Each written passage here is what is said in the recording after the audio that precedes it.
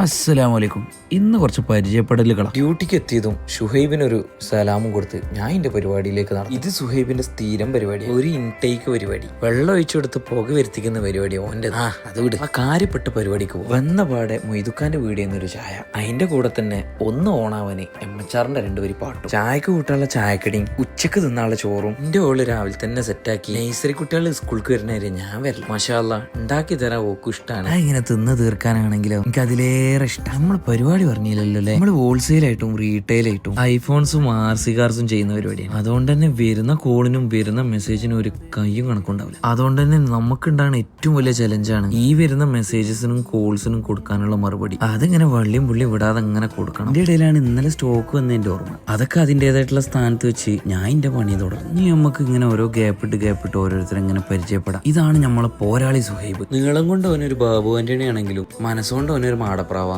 ഇത് പിന്നെ ഫാസില്. ഒറ്റ വാക്കിൽ പറയുകയാണെങ്കിൽ റഹ്മാൻ സിനിമയിലെ ഗിരിരാജൻ.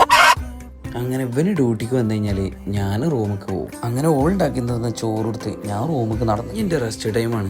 ഇപ്പൊ നിസ്കാരം കഴിഞ്ഞാണ്ട് കായില്ലാത്ത ഇറച്ചിക്ക് ഇരിക്കണ പോലെ ഇവിടെ ഇരുത്തും. റെസ്റ്റും കഴിഞ്ഞ് ഷോപ്പിലെത്തിയപ്പോഴേക്കും അത്യാവശ്യം തിരക്കേണ്ടിയിരുന്നു. അത് ജലീലിന് ഡീൽ ചെയ്യാനുള്ളേ. ഇതാണ് ജലീല്, നിങ്ങളെ മിസ്റ്റർ പരപ്പനങ്ങാടി. നമ്മളെ തിരക്കൊക്കെ കഴിഞ്ഞപ്പോത്തിനും രാജീവട്ടൻ ചായക്ക് നാസർക്കാക്ക് വിളിക്കലോ. ഇതാണ് നമ്മളെ മുതലാളി രാജീവട്ടന്റെ ഒരു കോൾ എത്തുമ്പോഴേക്കും നാസർക്ക് രണ്ടുപേര് പാട്ടും പാടി ഷോപ്പിൽ ചായയും കൊണ്ടെത്തും. ആ ഒന്ന് വലിച്ചു പിടിച്ചപ്പോഴത്തേക്കും ഫാസിൽ ഓണേ. ആ ഒരു ചൂട് തന്നെ ഓന്റെ ഒരു പ്രൊഡക്റ്റ് ഷൂട്ടും കഴിഞ്ഞു. അടുത്ത ആളുണ്ട് എന്റെ ഡ്യൂപ്ലിക്കേറ്റ്, കൊണ്ടോട്ടിക്കാരൻ തൻവീർ. ഞങ്ങൾ അങ്ങോട്ടും ഇങ്ങോട്ടും എല്ലാവർക്കും മാറിപ്പോകും. ഈ വണ്ടി ഓടിച്ച് കേൾക്കണ ഈ ആളുണ്ടല്ലോ, ഈ ചെറുപ്പക്കാരന്റെ പേരാണ് ഫസലു. മാനേജറായിട്ട് വരും. ഇത്രയൊക്കെയാണ് ഇന്നത്തെ വിശേഷങ്ങൾ. ഫാസിലിന്റെ രണ്ടുപേര് പാട്ടോട് കൂടി ഇന്നത്തെ പരിപാടി അവസാനിപ്പിച്ചിട്ടുണ്ട്. ഇൻഷാല്ലാ ബാക്കി നാളെ. Okay, bye bye.